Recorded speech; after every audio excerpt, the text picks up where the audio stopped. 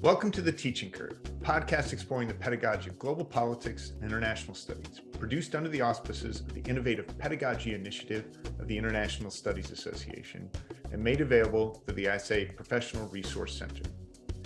I'm Jamie Free, Associate Provost and Professor of Global Politics at Bridgewater College. Each month, The Teaching Curve brings you a conversation with engaged and innovative teachers of politics and global issues. The goal is to celebrate and inspire pedagogical creativity by exploring the range of ways in which teachers can create environments in which students form the new neural connections that we call learning. Teachers are people who bring the new into those environments, who create the opportunities and the incentives for students to turn on their own light bulbs. Hearing innovative ways in which others actualize their teachings can bring joy back into a process that, especially at the end of a semester, can too easily fall into that category of activity called work. Today's conversation is about something that many people characterize as the opposite of work, and that is games. It is with Dr. Mark Harvey of St. Mary University, Dr. James Pigeon Fielder of Colorado State University, and Dr. Ryan Gibb of Baker University, all in the United States. Mark, Pigeon, and Ryan are the editors of a 2022 volume from Routledge entitled Simulations in the Political Science Classroom, Games Without Frontiers. Our conversation explores how instructors should adapt games and simulations to different audiences in different classroom settings. Practical considerations about how to run games that increase student learning in demonstrable and accessible ways. And how the identities that teachers and students adopt as an integral part of games intersect with those identities that they normally bring into the classroom. Welcome to three of you. We have Mark Harvey, Ryan Gibb, and James Pigeon Fielder here to talk about a book that they put out and to talk about simulations and games within the international studies classroom context. And so I just want to welcome you all three, and thanks for stopping in over your Christmas holidays. I appreciate that. Thank you. I'm happy to be here. So one of the things we always start with on this is talking with each of the guests about the context within which they teach, because we think that helps both define them as teachers and for people to think about whether their contexts are similar and how they're using the advice that people give. So if you could each just start, and I'll let you guys determine the order for that, talking about the students at your institutions and as a way of defining those places. All right, since we're staring at each other uncomfortably, I'll go ahead. So first, I want to make fun of both myself and Mark for wearing the same shirt, totally unplanned. Wow. So yeah, teaching at Colorado State University, very interesting. It has a very strong agricultural and veterinary and environmental focus, which then infuses a department. Our political science department at CSU has a strong environmental politics program. So a lot of my students then are from Colorado, smaller towns. If from a larger city, it would be Colorado Springs and the Denver and surrounding area. But again, a lot of students majoring in like soil sciences, plant sciences, and whatnot. So I teach a lot of non-majors in my 100 level course. So on to, I guess, Ryan. Sure. No, I teach at a small liberal arts university in Kansas. We have about 900 students. My line is international affairs, so I teach political science as a minor at my school. But it's great because I always have a strong cohort of undergraduates, all undergraduates in political science. So I get to teach games as lower college and in upper college courses. Generally in the lower college courses, like everyone else, I think you have people who are deeply invested and people who are lightly invested in the content material, but games kind of bring everyone together. Yeah, generally great students, really interested and invested in coursework, once they have some buy-in.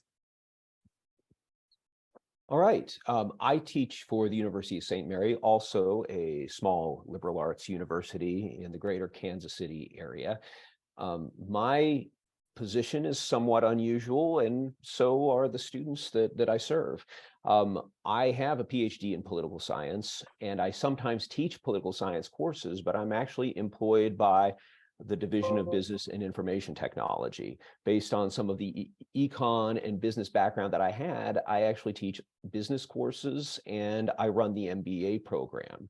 And so my student population is a little bit all over the place, right? So I have undergrads on the one hand. We have really quite a diversity of different students of different previous experiences.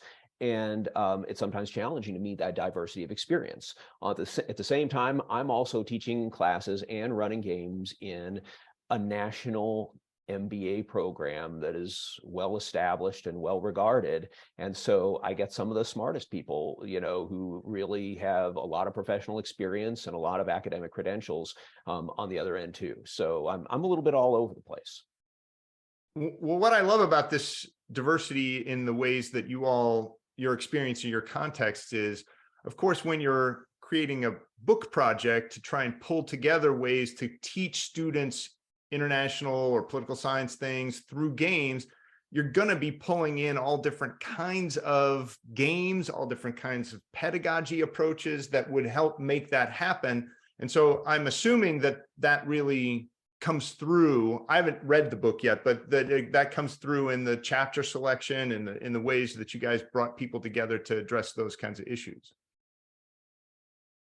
Oh yeah, Absolutely. definitely. And one thing I know that kind of separates our book, or we were really deliberate in trying to separate our book, was this focus on assessment too.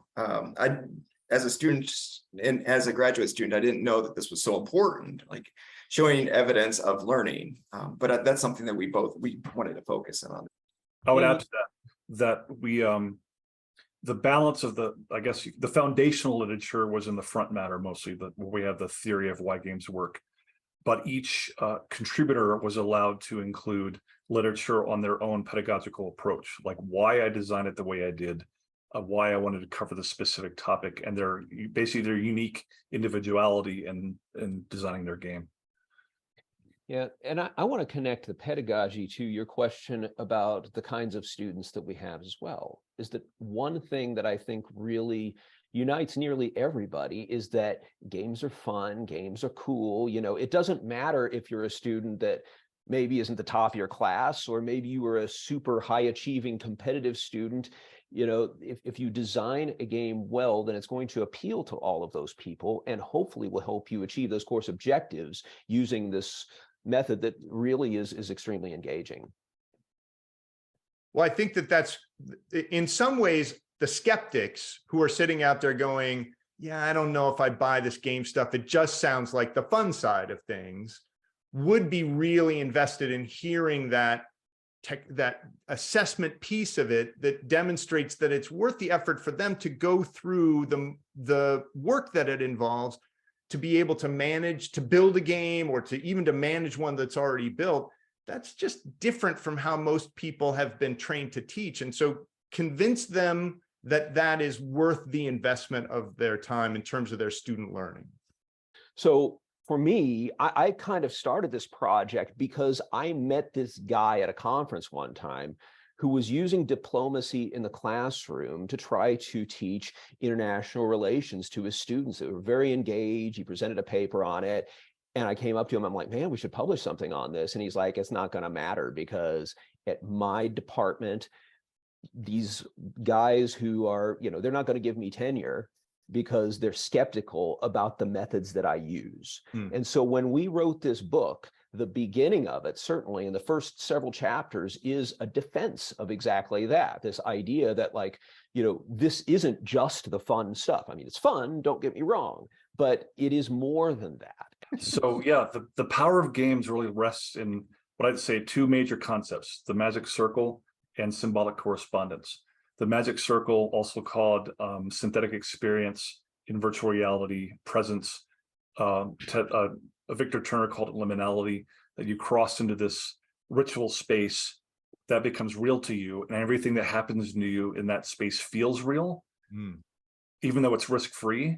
And then when you come out of the magic circle, assuming it's properly debriefed, then you remember everything you learned and it sticks with you. And then people from the magic circle, people can remember games they played 30, 40 years ago with crystal clear clarity. Yeah, they can't remember what they ate for lunch the day before. And then the symbolic correspondence, that comes from animist religion, where you would the ritual performers would put on the cloak of an animal, the mask of a spirit, and perform the ritual in this massive liminal space, magic circle space, where they're both the performer and the actor. And they didn't just pretend they were the animal, they became the animal. Now, the modern skeptic would say, we don't do that anymore. And I would say, you wear a suit to work, you put on a uniform in the military, you go to your favorite concert wearing a rock t-shirt, or you wear the colors of the role-playing games. That's symbolic course, but you're putting on the skin of something and you're embodying it, and you will remember what it feels like to embodying it. So if you're training somebody and they're in the classroom and you say, I want you to embody a president, I want you to embody the Secretary of Defense or a prime minister or something, while they're wearing it inside the magic circle, they become it, and they remember that when they come out of it. How do you make sure that what they remember is the learning objective that's related to politics or international politics? I'm big on everything needs to be built from the objective. So if I'm going to design a military game, a classroom game, a business war game, whatever, I first want to understand, why am I building it? What is the objective? What am I trying to achieve, and how do I measure it? From that, I build backwards. Like I've seen too many games fail in the classroom, in the boardroom, and in the military because they didn't build an objective around it, and they didn't know what they were trying to measure.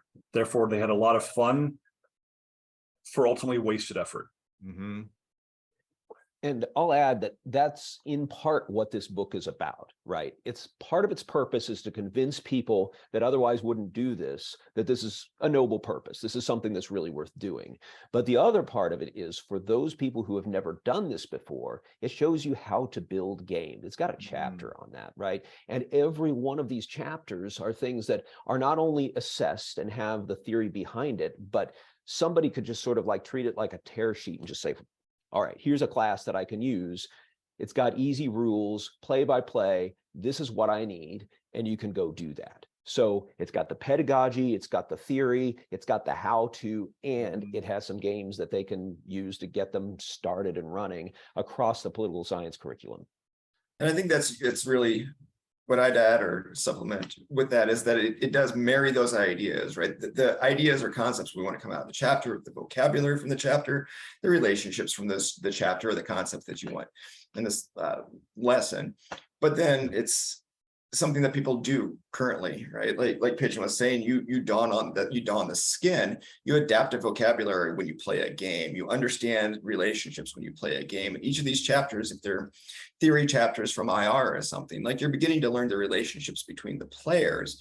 When the vocabulary changes and the relationships change, if you put that into a game, you can see that embodied and enacted right in front of you, and that helps you to remember it. And so if you go through this simulation, right, and they're playing the role, just like one of these theorists would suggest that people in the real world play this role, they are doing exactly what Ryan suggests, right? They're bringing these things in so that they're living that identity. And they're integrating these theories. You know, you teach them a theory one day, they're going to forget it the next, but you have them have this experience and you say, oh, by the way, that's called realism, or that's called liberalism. I mean, it's like, they're like, oh yeah. And then you can talk about it in class. Like, you know, that time when, you know, John did this. Well, that's an illustration of security dilemma. You know, that's, they've just lived it. I don't have to explain it to them. So to me, what you're talking about, it seems critical to this success, which is the frame, right? And I would want to hear both about how you frame it before they go into the game, and about how you debrief after to be able to make those connections for them, and so that they're being metacognitive as they're going through, right? But at the same time, then they're not sure exactly what they're going to learn, and so they need to unpack it at the end. Is that fair?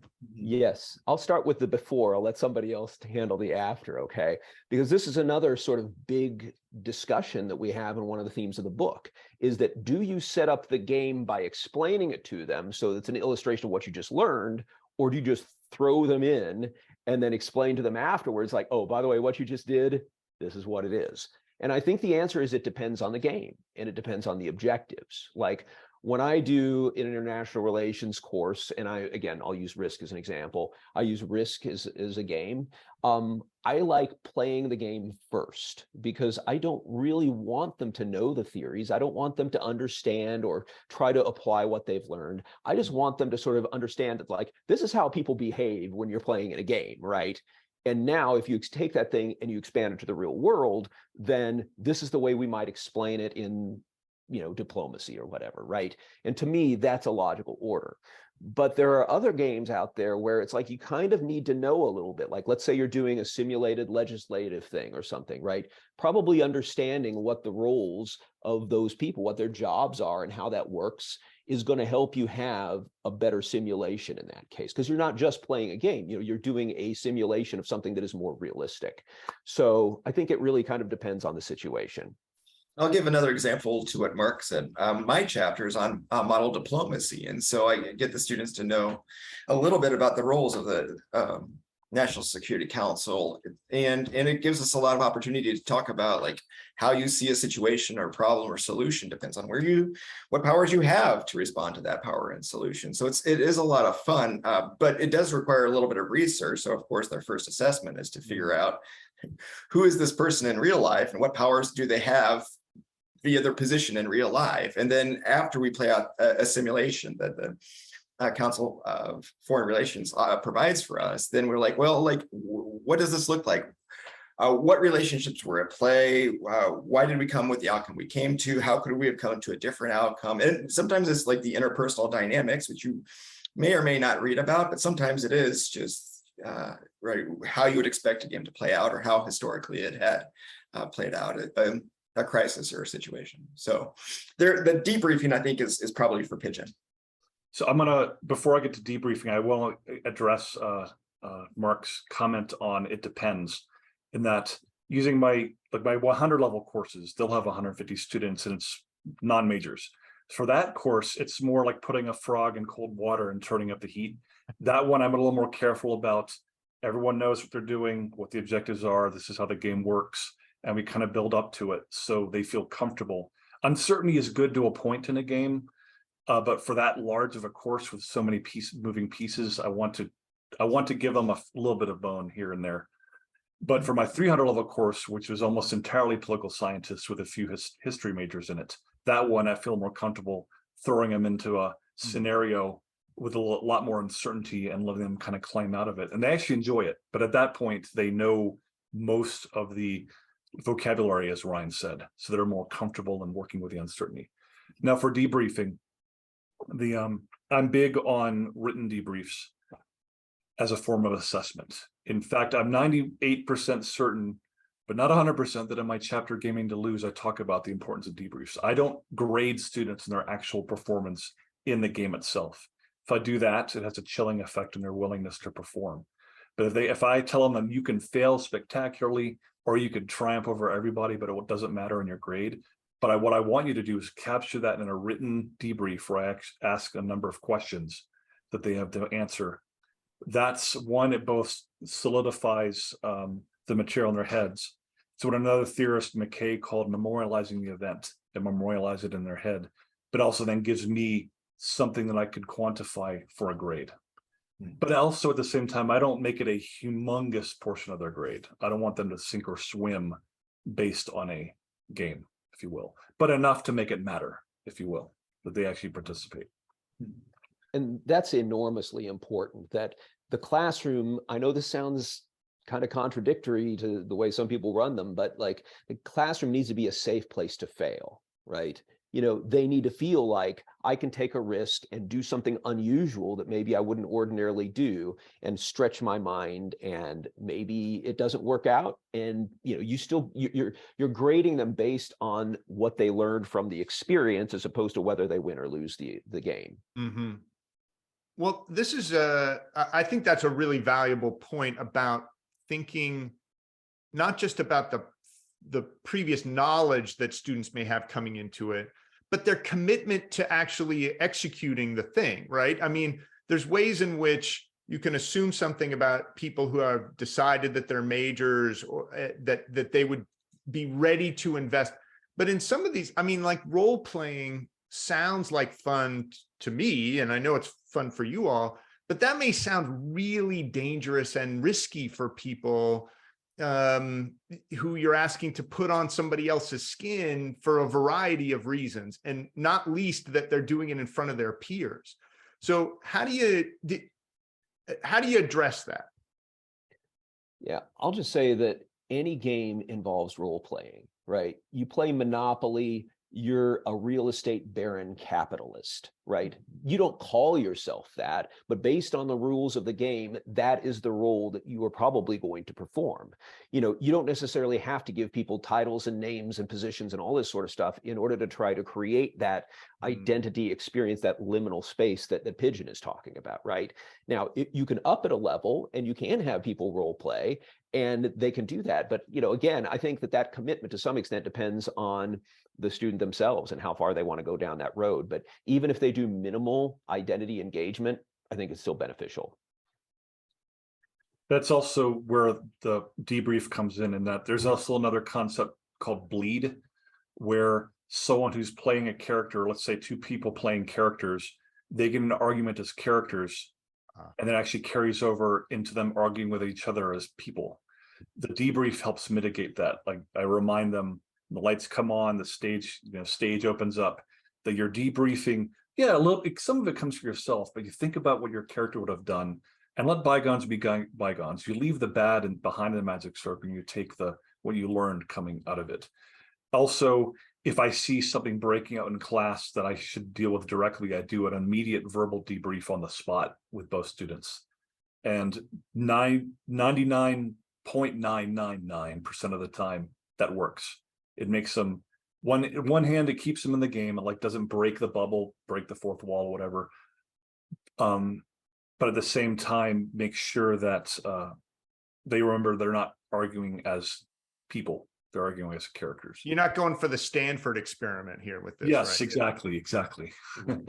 Well, yeah, to follow that up too, right? Like, you have relationships that exist outside of classroom that come into some of these games. And as I think Mark and Pigeon are at least vaguely referring to, we have lots of introverts, people who don't want to stand in front of the class and be the showmaster. So there are ways, the book talks about different ways we've done this, maybe not explicitly, but I like to break my model diplomacy into little caucuses that groups can talk to each other, and I can stoke some flames within those caucuses or those groups talking to each other that have similar interests, so they can provide like a kind of a joint policy or a joint idea together. So it doesn't just have to be one person in front of a group. I know I wouldn't have liked that as an undergraduate.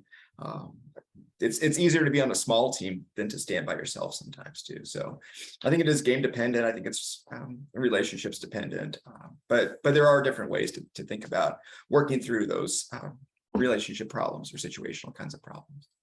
One of the themes that I'm always looking for is ways to make students into agents, into people who experience their ability not just to act, but to change things about how stuff's going. And what I really like about simulations in general, but also about the attitude that you're talking about and bringing to the game, is that's a lesson that's so beyond what a particular learning objective is for the course, right? But that they come out with this idea of themselves as people who can make choices and make decisions and enact things that affect how the group and how the, by analogy, then the society in general works.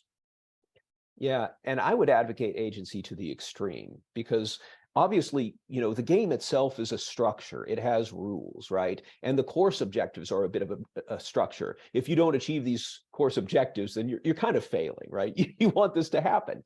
But at the same time, it's like I think if you're designing a good game, and there's an element of it being unpredictable.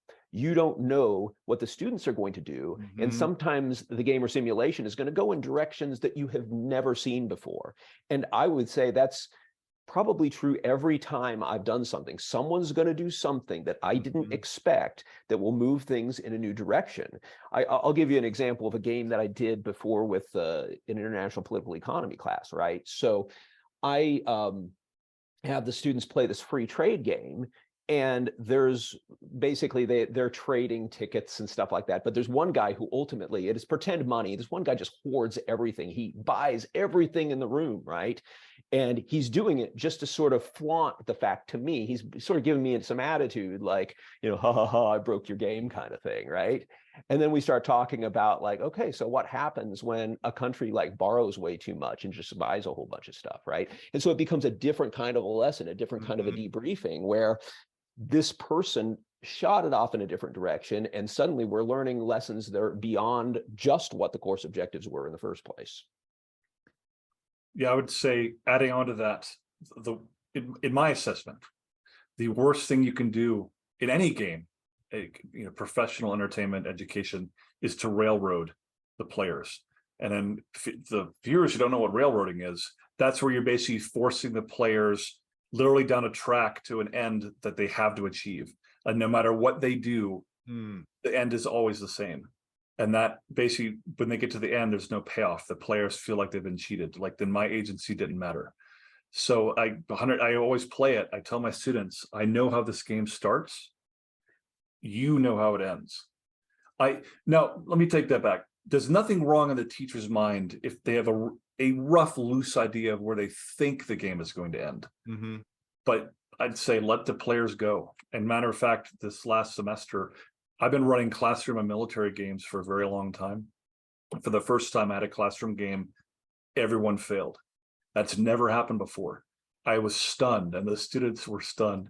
They basically, at the very end, in the middle of a zombie apocalypse, decided to have a launch a nuclear attack against each other. And I only had 5 minutes left. And I looked at those students and I said, guys, gals, I don't have enough time left to actually adjudicate this. So that's the end.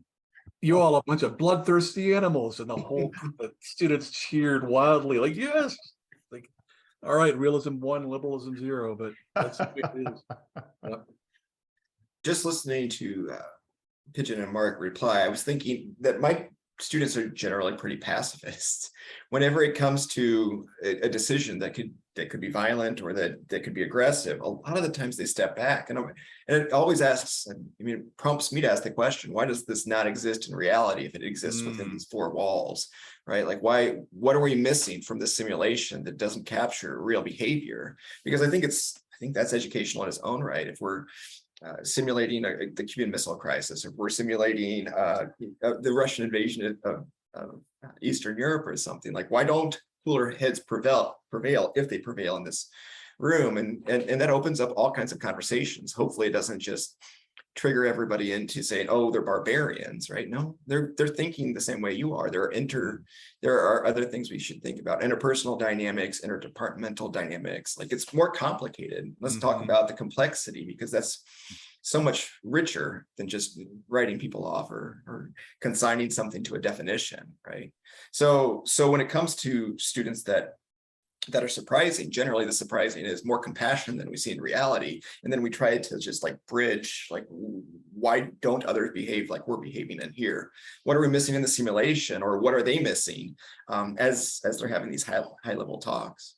Well, I've enjoyed this conversation immensely. So Mark, Ryan, Pigeon, thank you so much for coming and describing both the content of the book and getting us to think more about it.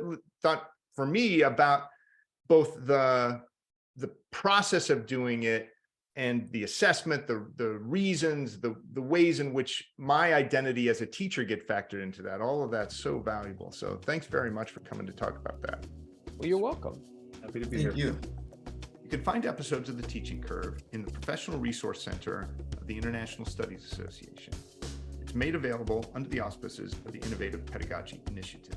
You can send feedback or suggestions for future interviews to teachingcurve@isanet.org and follow us on Twitter @teachingcurve. While you're on ISA's website, check out the schedule and register for the Innovative Pedagogy Conference, be held in Montreal on Tuesday, March 14th, the day before panels begin on the main ISA convention. It's a great place to have conversations about the pedagogy of international relations and global politics, and to increase your network. Thanks all for joining us again on The Teaching Curve. And remember, learn something every time you teach.